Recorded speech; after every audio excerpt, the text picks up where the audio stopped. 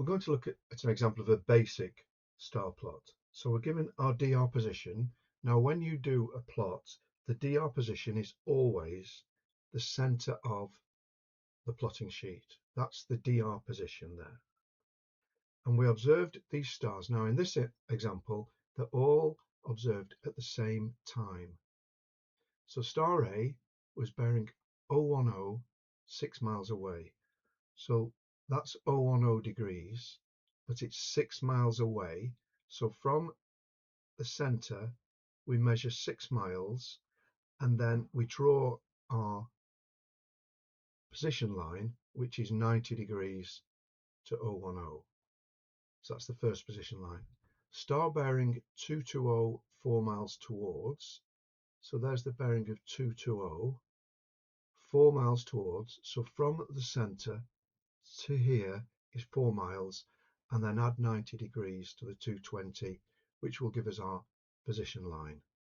And then the third one, star C, 081 degrees, nil intercept.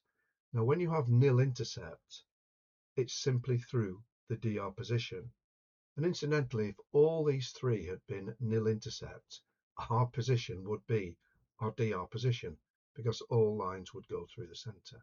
However, we've got intercepts here, so where the three intersect, that is where the vessel is.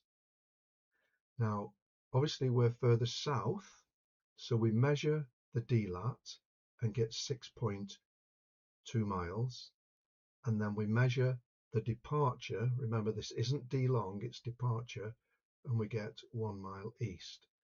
So we need to get the D long by dividing the departure by the cosine of the mean lat, and then we got our DLAT, D long, and that will give us our 1830 hours position.